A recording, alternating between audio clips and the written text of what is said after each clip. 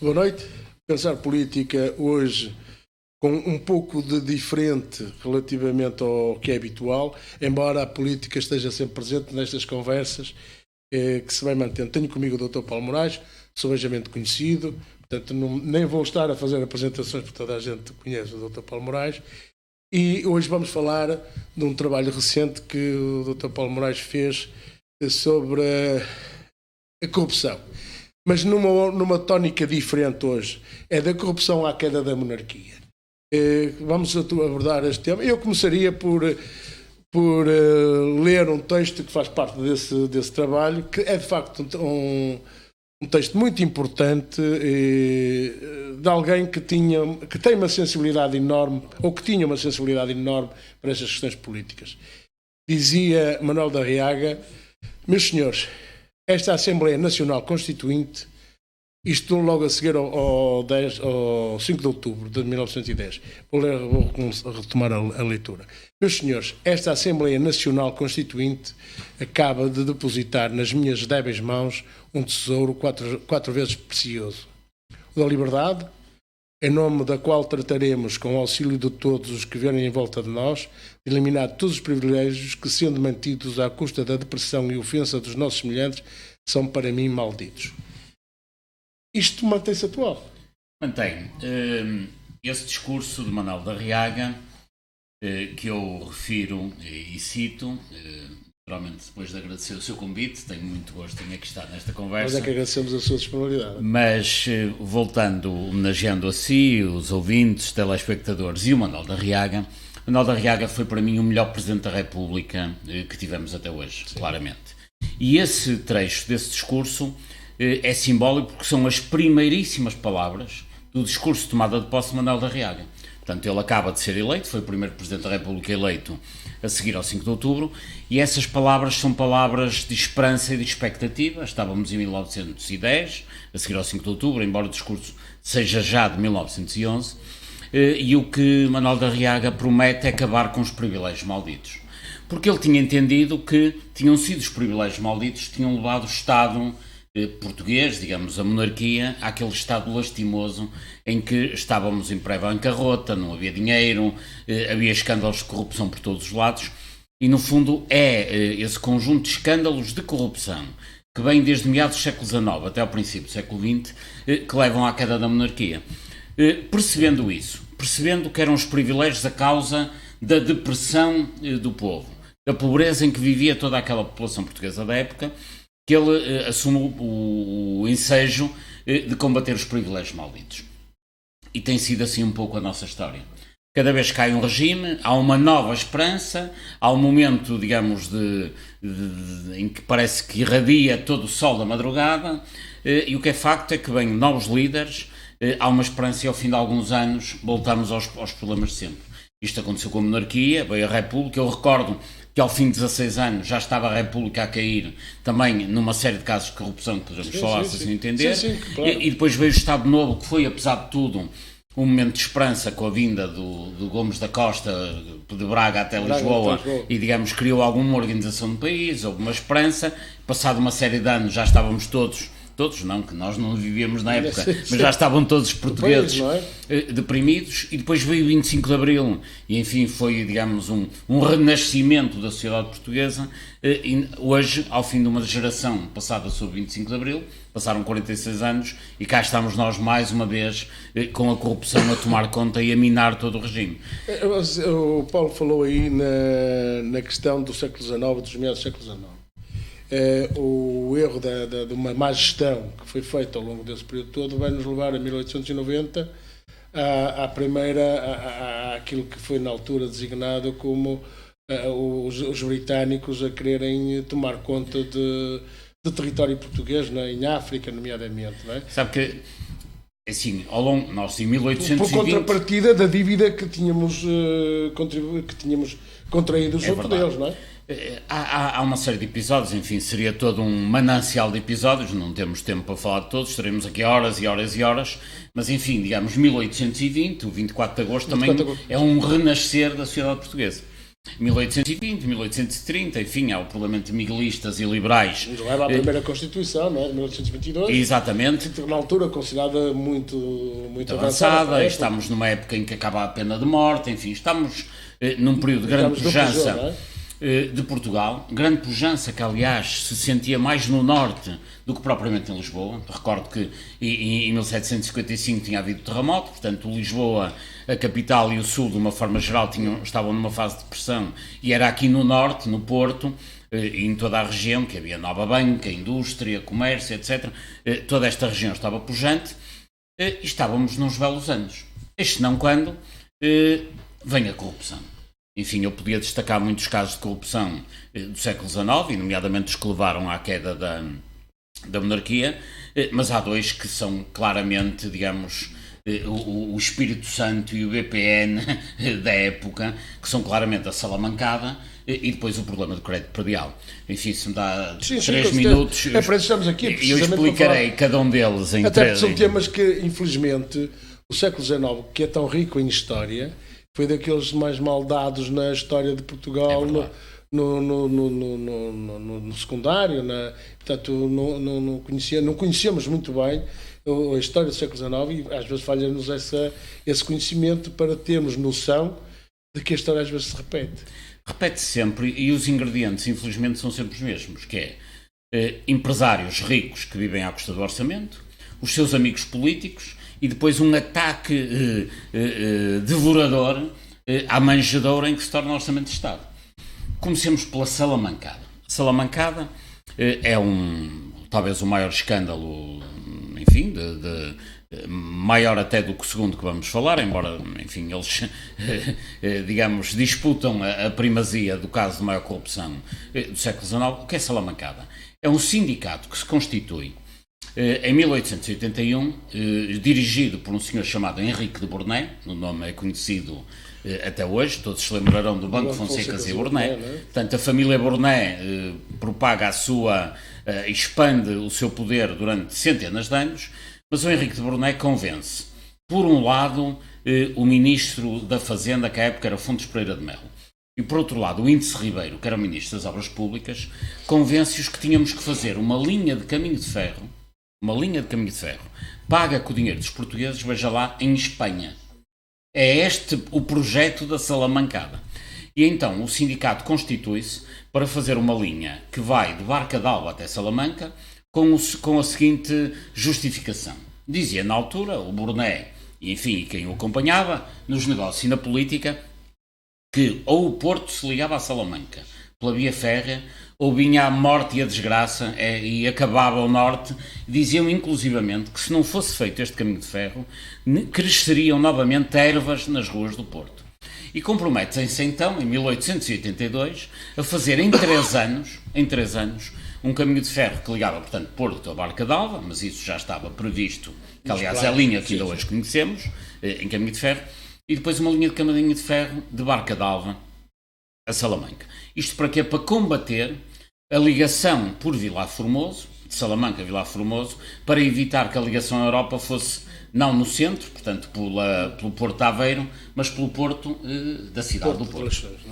Inicialmente da cidade do Porto e depois mais tarde de Leixões. Bom, e com este argumento eles convencem o Estado português. Em 1882 é aprovada a primeira parceria público-privada, em que o Estado português se compromete a pagar um X por quilómetro, um X por carga, mas uma renda que era de 135 contos por ano no máximo. Bom, e então começa a obra. A obra que constitui-se um sindicato de 1000 contos, portanto vários bancos constituem um sindicato, mas a obra era muito superior a isso, estava orçada em 8 ou 9 mil contos, contos de reis, era o que na altura se usava. Bom, e a obra começa. A obra começa, digamos, com suporte legal e com o apoio garantido do Orçamento de Estado português. Bom, e o que é que acontece? Dizia-se que a justificação da obra era a ligação a Salamanca, que o trigo que viria de Salamanca para o Porto só por si pagaria e justificaria a linha, só que esqueceram-se de vários pormenores. É que, primeiro, o trigo que vinha de Salamanca para o Porto ficava muito mais caro do que o trigo que vinha dos Estados Unidos para o Porto e, portanto, não veio trigo nenhum. Portanto, desde logo havia assim uma série de equívocos à partida, mas faz-se a obra e a obra fica muitíssimo mais cara do que deveria. Porquê? Por corrupção.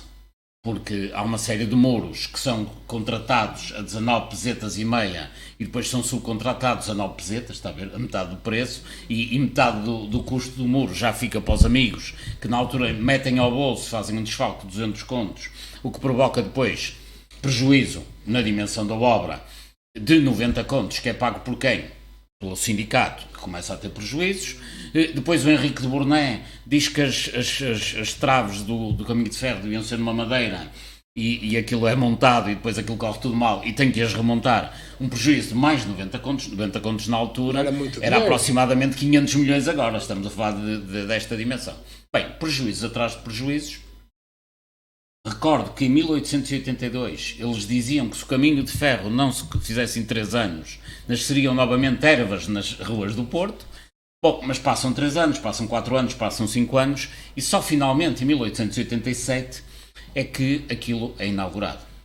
Bom, é inaugurado e pasme-se, é inaugurado em dezembro e passado 3 meses o sindicato constituído pelos bancos diz que não conseguia aguentar o negócio. Ou seja, ao fim de 3 meses de funcionamento, já tinham ido à falência. Bom, o que é que faz o governo? Na altura, portanto, eram governantes sempre, digamos, Fontes Pereira de Melo, era quem mais pontificava naquela época, o Índice Ribeiro, mais uma vez, bom, e o negociante da altura, o Ricardo Salgado da época, era o Henrique de Bourné. Bom, o que é que o Estado faz? O banqueiro do Exatamente. regime, O que é que eles fazem na altura? Veja bem, penalizaram o sindicato, o grupo de empresários, não. Garantiram que a partir daí, uma vez que tinham o prejuízo que tiveram, o Bourné passa a ser conde, não é? É o famoso conde de Bourné. E para além disso, ainda fazem o seguinte.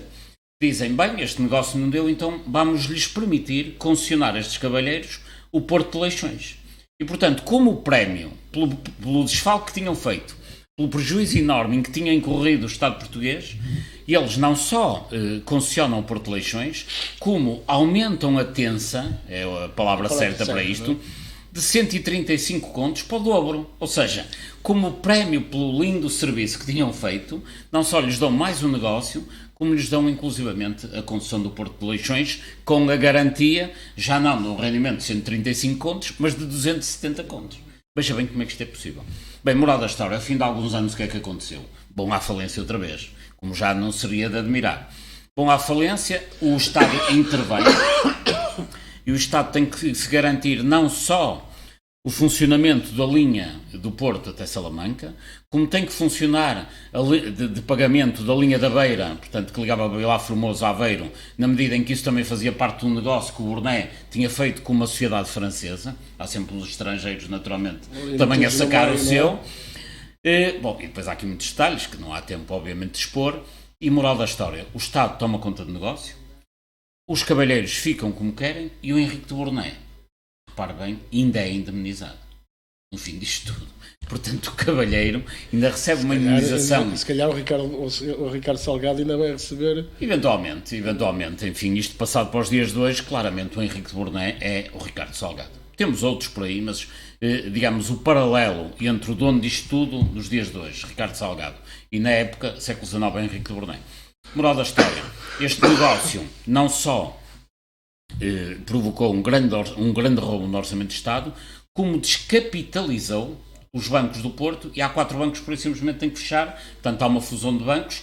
Os bancos do Porto então tinham uma emissão, de capacidade de emitir dinheiro, deixaram de o ter, isso passou a ser uma competência do Banco de Portugal, e pronto, foi este o grande descalabro de algo que se chama Salamancada. Aliás, há um livro muito interessante, um pequeno livrinho, feito pelo nosso colega, pelo professor Fernando Sousa, do CEPES, da Faculdade de Letras, que ilustra todos os detalhes, alguns, digamos, curiosíssimos, até deliciosos, não fosse o facto de muita gente ter vindo a passar fome à conta deste negócio, que enriqueceu o Henrique de Bourné, os seus amigos, os franceses da Société Financière, empobreceu quem? As pessoas, naturalmente, que pagavam os seus impostos, e toda a região do Norte, país, que ficou com o próprio país, que teve um rombo no orçamento gigantesco, e o caminho de ferro acabou por não trazer aquele desenvolvimento que se esperaria, digamos, para de facto, quer dizer, tudo isto no decorrer do século XIX, que nos levam de facto ao ultimátum inglês, de 1890,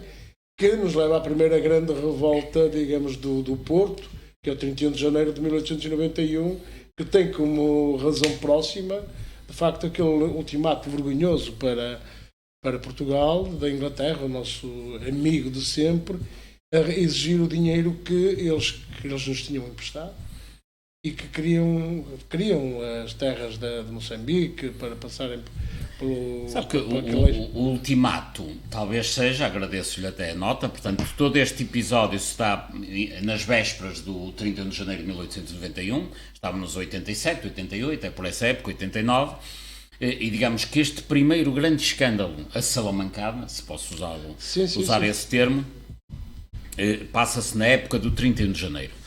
E transporta-nos para a fase seguinte, que é o escândalo do crédito predial, que esse vai até 1910, mas cuja origem está num cavalheiro que foi presidente do Conselho, foi banqueiro, foi um ladrão requintado chamado Luciano de Castro, que também tem a ver com o ultimato. Eu recordo que o Luciano de Castro era presidente do Conselho e é ele que tem a ideia, uma ideia realmente muito poética, que é dada, aliás, nas escolas, uma ideia fantástica, que é a do mapa cor-de-rosa, digamos, em oposição da coroa portuguesa contra a coroa britânica. Só que o Luciano de Castro era uma pessoa tão alucinada, repare bem, que resolve fazer essa,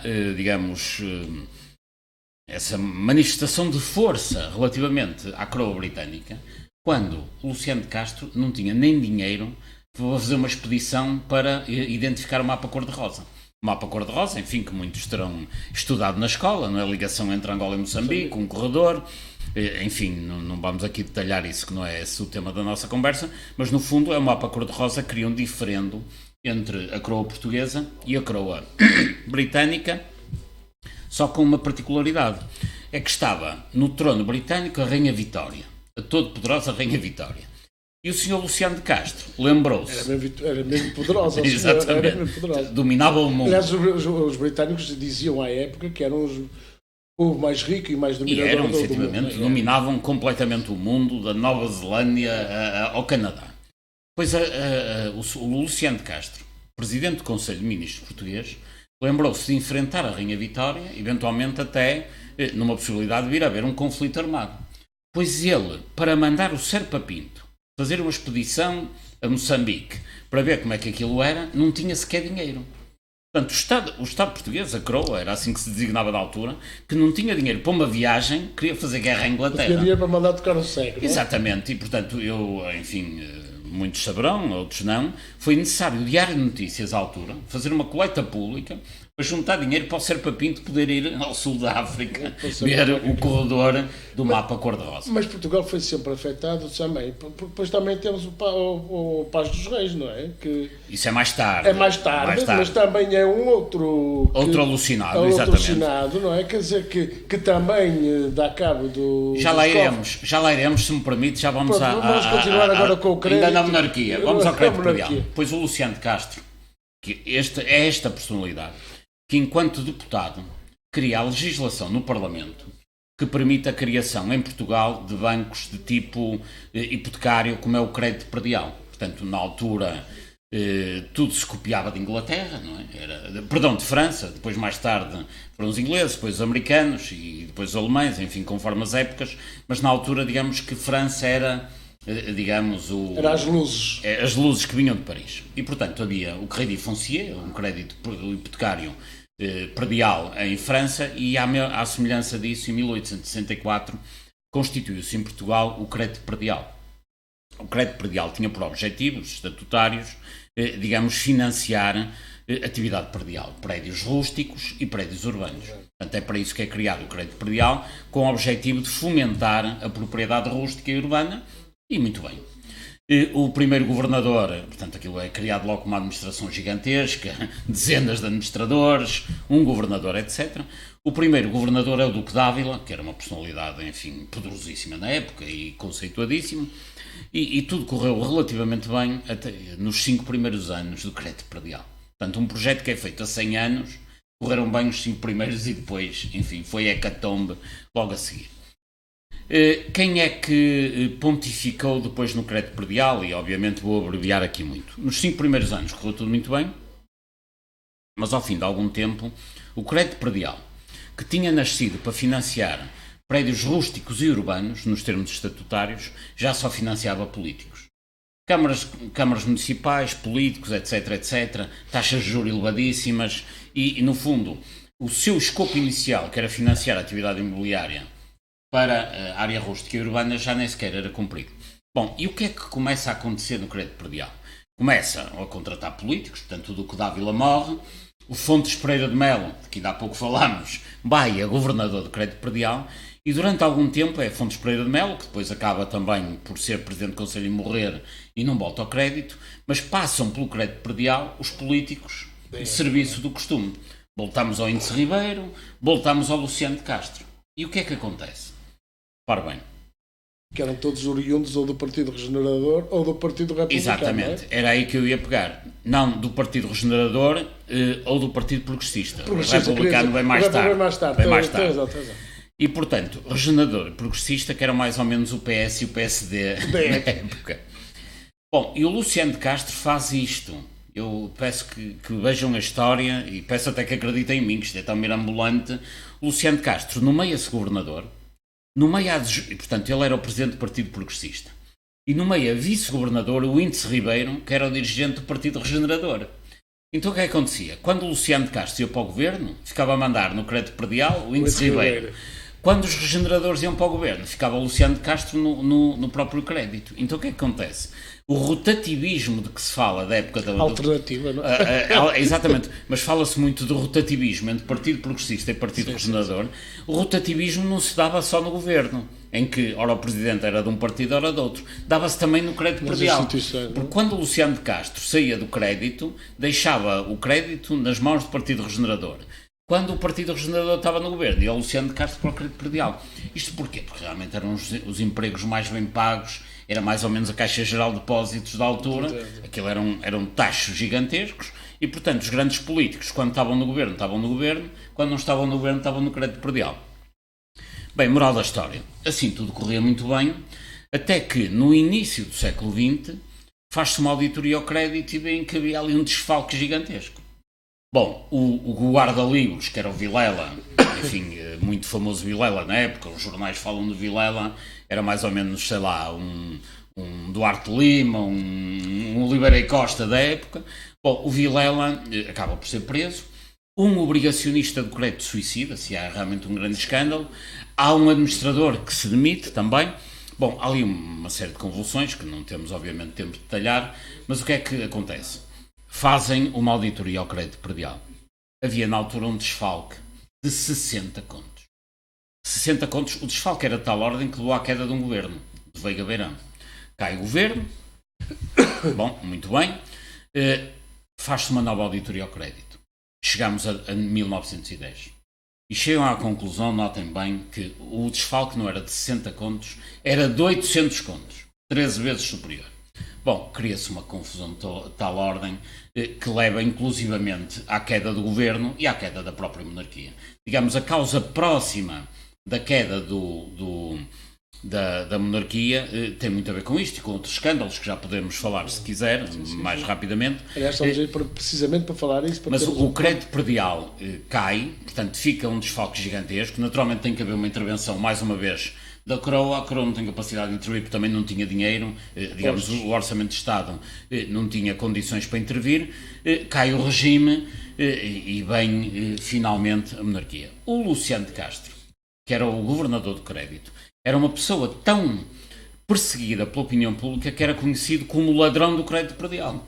Luciano de Castro, o homem do mapa cor-de-rosa, o homem que foi presidente do Conselho, o homem que foi presidente, portanto, governador de crédito, presidente do Conselho de Ministros, durante muito tempo, durante o reinado de Dom Carlos, pois esse cavalheiro era conhecido pela opinião pública como o ladrão do crédito predial. No dia 5 de outubro, quando se está a tomar a República, não é? Quando se está a proclamação da República, há milhares de pessoas, rezam as crónicas da altura, que vão à casa de Luciano de Castro para o matar.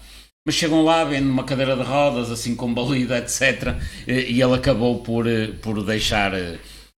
deixaram-no ir com vida. E, bom, ele retirou-se para a sua casa, na Anadia, onde acabou por morrer uns anos mais tarde, digamos, mas nunca foi preso, nunca foi incomodado e, portanto, não foi morto, não foi preso, não foi incomodado, não devolveu o dinheiro que roubou, ficou tranquilamente a passar os seus últimos dias. Parece que é enorme em Portugal. É uma prática comum. Enquanto que nos outros países há logo o arresto imediato dos bens, não é? Absolutamente. O caso daquele senhor nos Estados Unidos da América, que deu um rombo enorme no Lehman Brothers.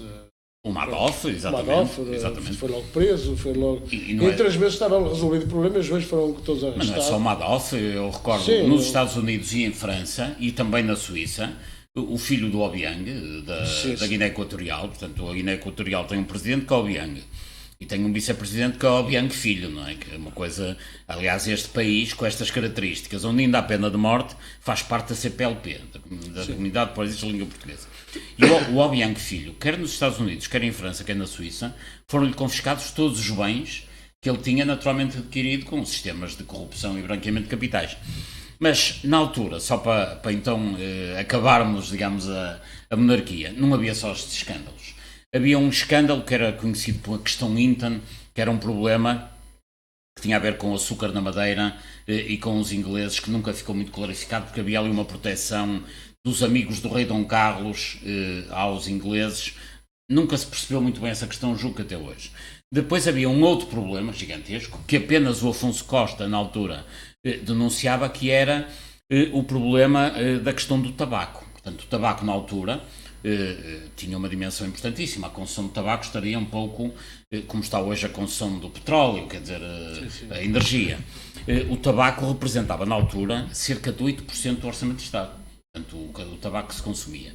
E a concessão do tabaco, nomeadamente da produção de tabaco, tinha sido concedida, imaginem a que família? A família Bournet, mais uma vez, cá aparece novamente o nome Bournet.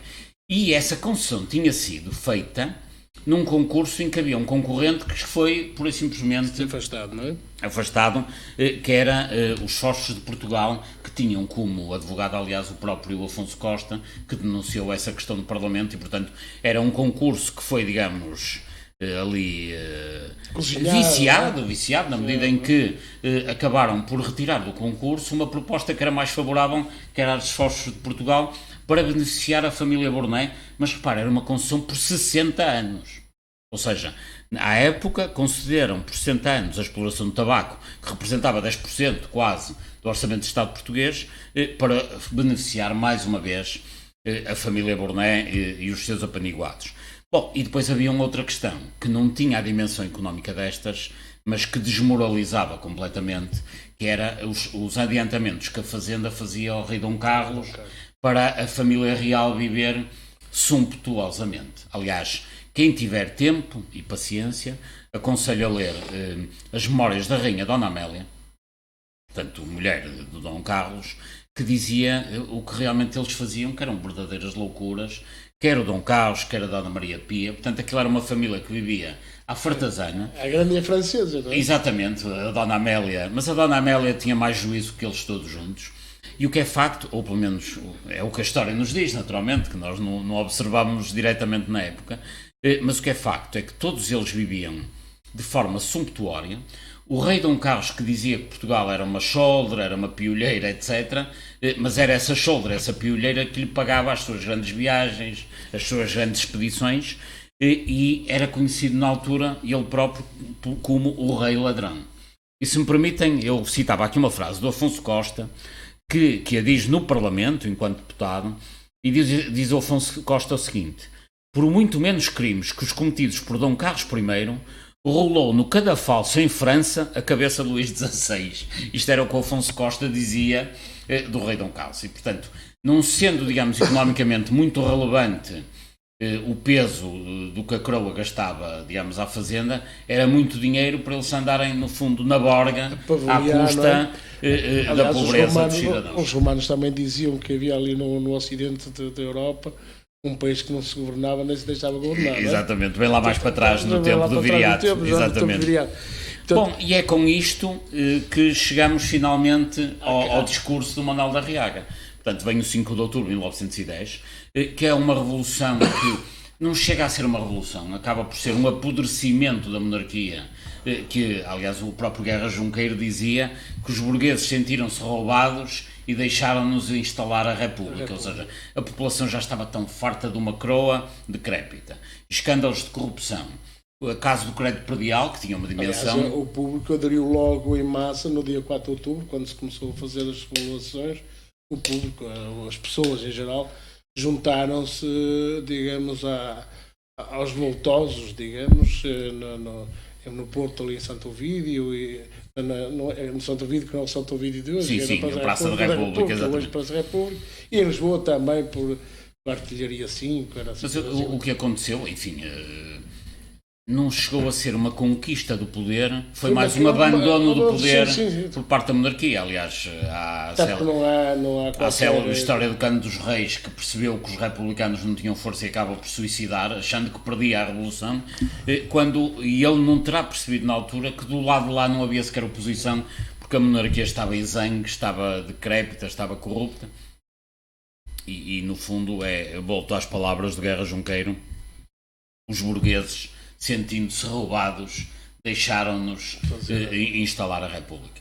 E, bem, este discurso com que começamos a nossa conversa do Manuel da Arriaga, que de facto é um discurso de esperança. Manuel da Arriaga instala-se na presidência, de facto, para combater todos estes privilégios que temos estado aqui a falar. E tentou, durante algum tempo, pôr alguma ordem nesta roubalheira. É a palavra que me ocorre. Tentou pôr alguma ordem, mas passado uns anos, infelizmente, tinha Portugal caído nos mesmos problemas, e aí já podemos, se calhar, ir ao nosso Alves dos Reis. Alves dos Reis, não é? Que de facto dá um rombo muito grande no orçamento português, não é? Sabe que o Alves dos Reis, vale a pena também, se me permitem esta nota, ler uma biografia do Alves dos Reis feita pelo Francisco Teixeira da Mota, que é aquele advogado... que escreve... com o Rui Pinto, não é? Que está Também, exatamente, que é o defensor do Rui Pinto. Mas o Teixeira da Mota escreveu em tempos um livro sobre Alves dos Reis, que eu li, que é um livro delicioso, também encantador. Qual é o problema daquele livro? É não ser ficção, é ser verdade. A história é ótima, é pena ser verdadeira, porque muita gente deixa-nos muito triste, não é? Sofreu muito à conta do Alves dos Reis. Bom, o que é que o Alves dos Reis faz? O Alves dos Reis, que era um videirinho, não é? Inventou um curso. Era uma espécie de Miguel Relvas da época, ou enfim, outros que tais. Portanto, inventou um curso e, não tendo o curso, falsificando o diploma, conseguiu ser o diretor dos comboios em Angola. Portanto, ele consegue, com um diploma falsificado, chegar a Angola e dirigir os comboios. Bom, a vida dele é de facto uma vida de um grande aventureiro, que ganhou, obviamente, muito dinheiro, ficou milionário e fez um banco que era o Angola Metrópole. Portanto, foi banqueiro. Fez um banco, digamos, um BPN da época também, mais uma vez. E, portanto, ele faz um banco. Mas, atenção, que o Alves dos Reis tinha no seu banco, como administradores, presidentes, administradores, todo aquele jet set da época em Portugal. O presidente do Banco Angola Metrópole era um senhor que era o professor Pacheco de Amorim. Portanto, não era o Alves dos Reis e assim uns falsários, uns bandalheiros. Não. Portanto, toda a administração do Banco Angola Metrópole, que era o banco do Alves dos Reis, era realmente gente do jet set e da fina flor e, digamos, da elite ou pseudo-elite portuguesa de então. Bom, e o que é que o Alves dos Reis faz para abreviar? Consegue promover a emissão de notas de 500 escudos, com a efígie de Vasco da Gama, pela casa que as emitia em Inglaterra. Portanto, ele forjou os documentos com as suas amizades e com a sua influência no Banco de Portugal, forjou os documentos que permitiram que a fábrica das notas em Inglaterra, que era quem fornecia as notas a Portugal, fizessem 2 emissões falsas. É que não foi só uma. Ele fez primeiro uma emissão falsa com as notas da efígie de Vasco da Gama, naturalmente ficou com o dinheiro para ele, encheu o país de dinheiro e depois, não bastasse isto, ainda fez uma segunda emissão. Grande vantagem, em Portugal ficou tudo cheio de dinheiro, portanto nunca tinha havido tanto dinheiro. A desvalorização para subsequente. Absolutamente. Portanto, só que isso é um fogo-fato, além de ser, obviamente, um desfalque que ele faz ao Estado português, é um fogo-fato porque depois desvaloriza, vem a inflação e vem a bancarrota.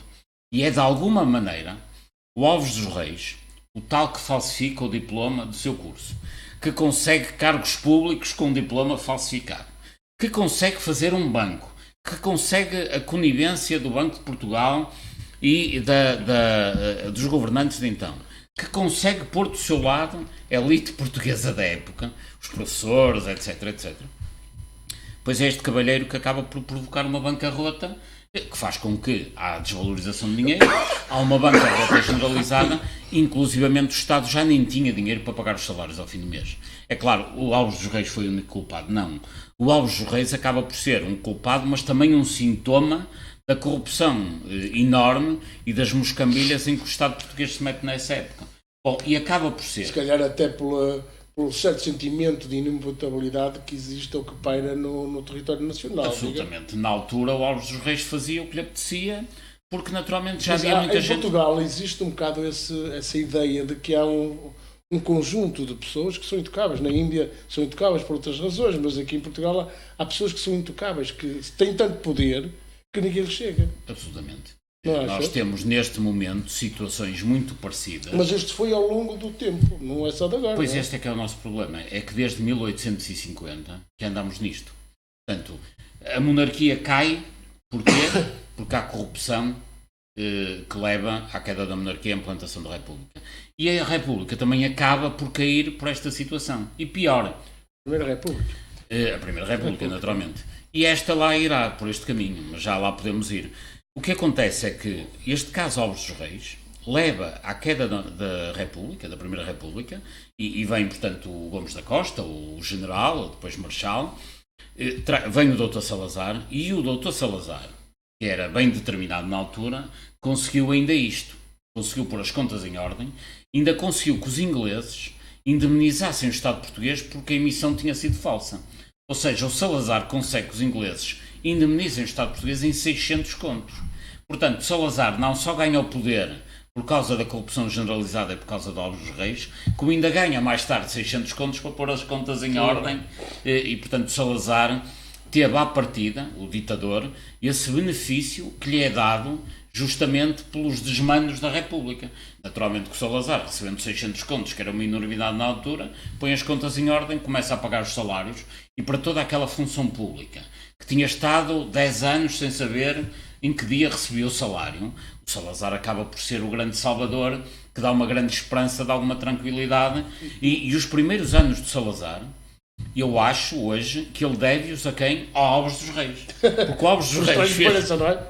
Por estranho que pareça, as vigarices que o Alves dos Reis fez permitiram que o Salazar recebesse 600 contos que lhe aguentaram aquela primeira fase do mandato. Bom, depois na fase subsequente, quando o Salazar consegue que Portugal não entre na guerra, portanto, de 26 ou 28, se quiser, a 38, o Salazar mantém-se no poder com o dinheiro que o Alves dos Reis lhe deixou.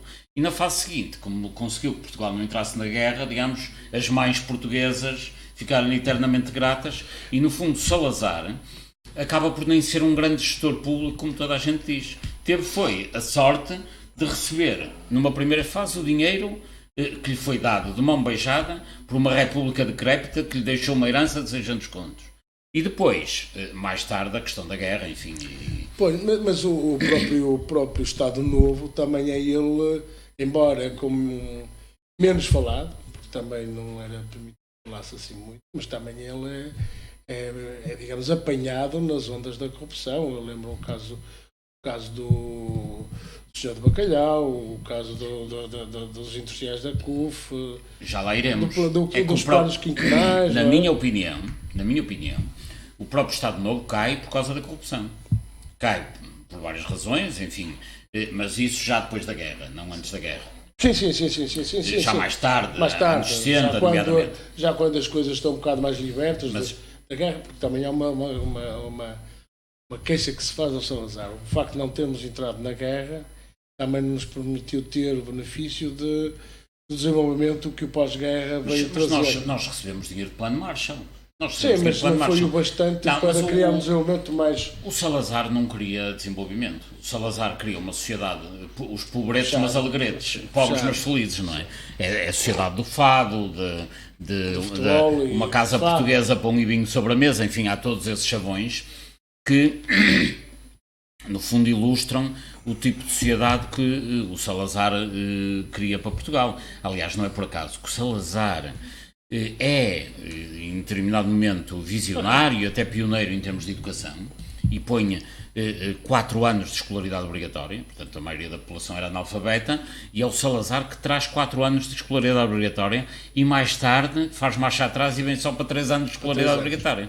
Em Portugal acontece esta coisa inenarrável, que é, acabámos por ser pioneiros, quando em alguns países ainda havia muitos analfabetos, em Portugal também, o Salazar, digamos, queria a escolaridade obrigatória de 4 anos 35, e queria toda aquela rede de escolas que ainda hoje vemos aí pelas aldeias. Sim. Aquilo são escolas do Salazar, portanto é um fator de desenvolvimento do Dr. Salazar. Só que mais tarde ele arrepende-se e diz, não, a malta ainda começa a saber muito, ainda põe o ditador fora e faz uma regressão de 4 anos para 3 anos. Mas vinhamos agora ao final dos anos 60, damos aqui um grande salto na história e início dos anos 70. Uma das grandes causas. Facto é assim um bocado, as pessoas não tinham capacidade até para entrar muito na corrupção. Absolutamente, Portugal, não é? absolutamente. O período da guerra é um período atípico, enfim, exige, isso já não é para análises sociais, é para análise dos historiadores ou dos sociólogos, não dos políticos como nós. Agora, na fase final da guerra colonial, há muito dinheiro que já estava a ser desviado pela corrupção. Hoje, eu tenho assistido, aliás, recentemente, a algumas conversas, enfim, militares são hoje generais ou tenentes generais, que contam histórias do tempo da guerra, nomeadamente a falta de dinheiro que eles tinham para combater. Ou seja, a guerra levava uma parte significativa do orçamento, mas uma parte significativa do orçamento que ia para a guerra era desviado para a corrupção. E um dos fatores de descontentamento de alguns, não tanto dos capitães, mas dos coronéis de então, é que estavam em Moçambique e em Angola.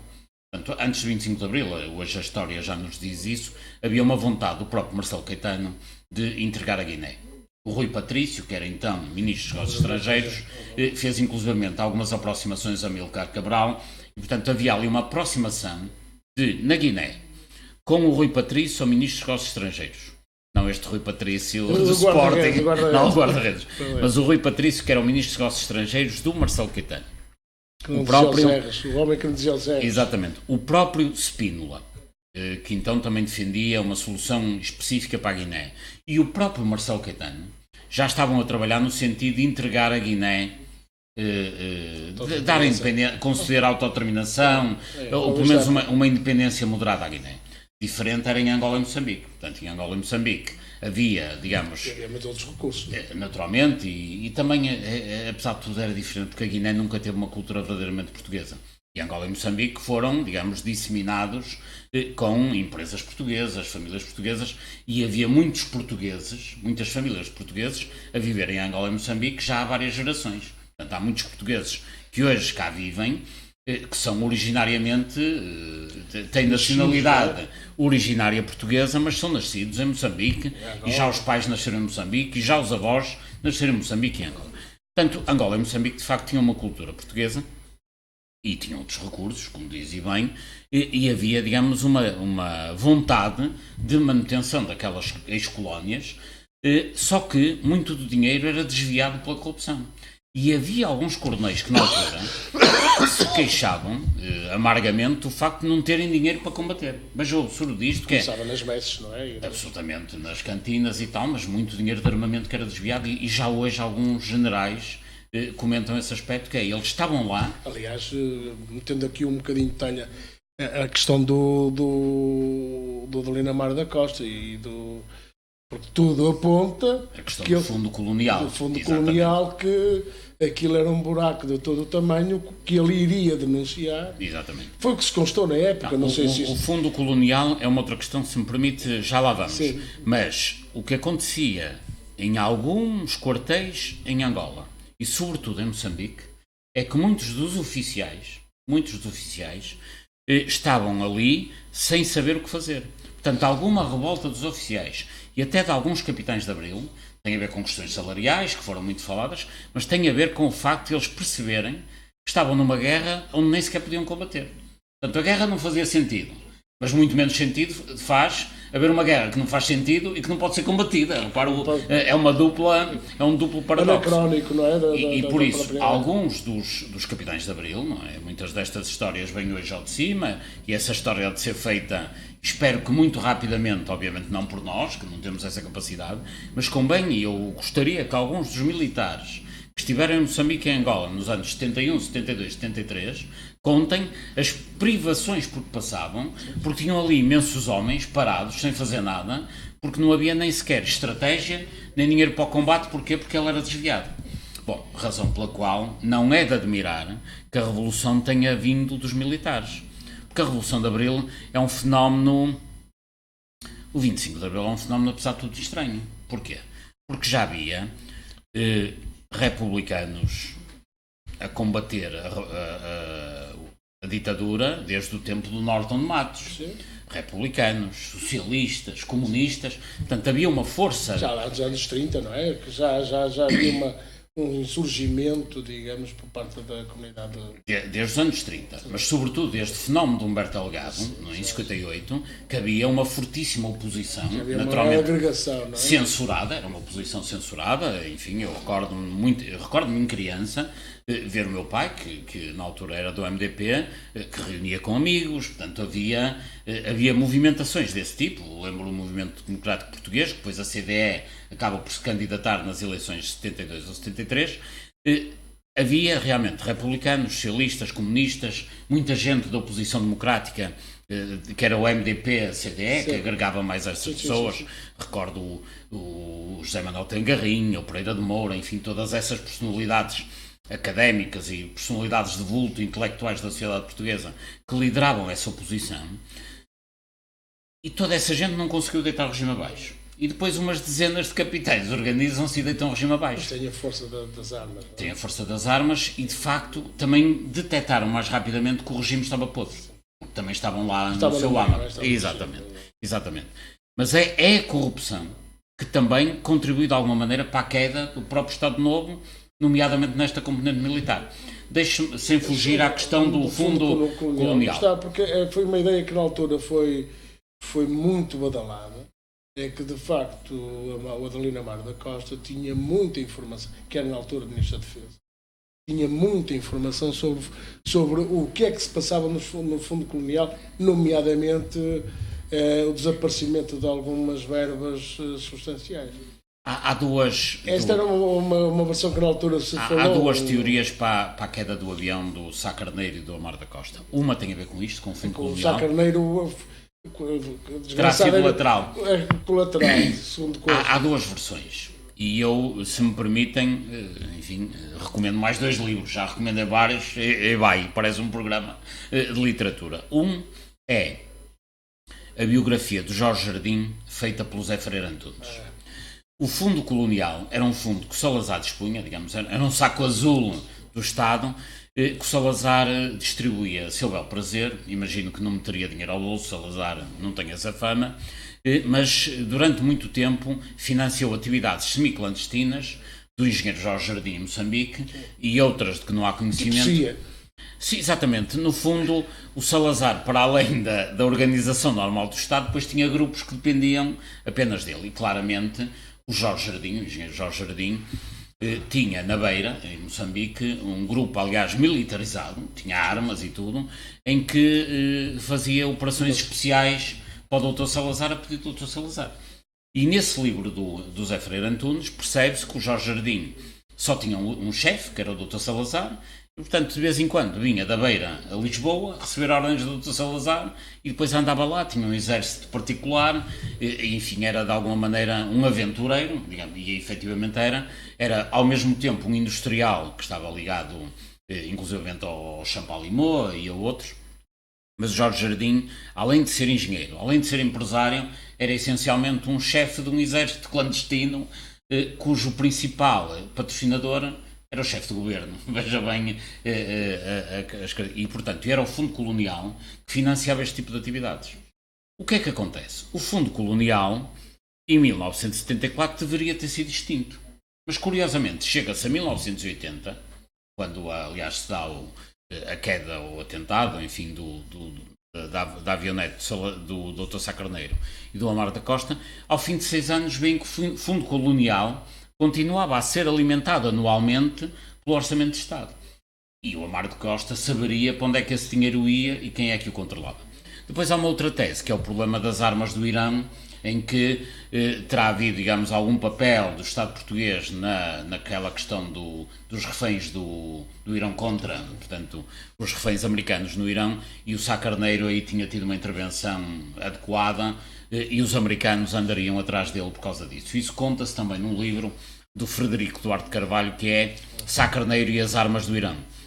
Enfim, isso tem muitos detalhes, não consigo sequer aqui fazer um resumo da história, porque é uma história muito detalhada, mas na altura dizia-se que a CIA andava a perseguir violentamente o doutor Sá Carneiro, que ainda por cima não tinha quem o protegesse, porque o Mário Soares não o protegia, e no fundo acabava por ser o Sá Carneiro, a Senu Abcacis e até o próprio ex-marido da Senu, que tinham ligações aos Estados Unidos para tentar proteger o Sá Carneiro. Nunca se sabe se a origem... Mas o Mário Soares não o protegia, o Mário Soares tinha relações com o Carlucci, não é? Pois, só que o Mário Soares nessa altura já era um grande adversário do doutor Sá Carneiro, porque já estavam, digamos, em conflito, não é? Em conflito, aliás... Político, não é? O Sá Carneiro aproxima-se do Dr. Mário Soares quando começa, digamos, a andar com a Senu Abcacis, porque a Senu Abcacis era ao mesmo tempo editora do Sá Carneiro e editora do Mário Soares nas edições de Dom Quixote. Só que depois, durante as campanhas eleitorais, o próprio Mário Soares começa a dizer que o Sá Carneiro não sabia tomar conta da família e tal, a propósito da ligação do Sá Carneiro à Senu, e portanto eles aí zangam-se numa fase final. Ou seja, o Sá Carneiro era adversário de Soares, sempre foi naturalmente, mas digamos não tinham relação pessoal, aproximam-se por causa da Senu Abcacis. Quando o Sá Carneiro começa a andar com a Senu, aproxima-se de Mário Soares, mas depois o Mário Soares, nas suas campanhas eleitorais, começa a falar mal da vida privada do Sá Carneiro e naturalmente... Até na altura discutia-se concordar. Exatamente. Na altura o Sá Carneiro não terá gostado, o que é compreensível, e a própria Senu deixa de ser amiga do Mário Soares, como aliás aquele filme que anda aí sobre a vida da Senu ilustra. E portanto... Aliás, o João Soares disse que o pai dele é muito mal tratado nesse filme. O Sá Carneiro ter-se-á zangado com Soares, a Senu ter-se-á zangado com Soares, e portanto não tinham ali uma forma de se aproximarem, e o Sá Carneiro poderá ter sido perseguido por causa da questão das armas do Irão.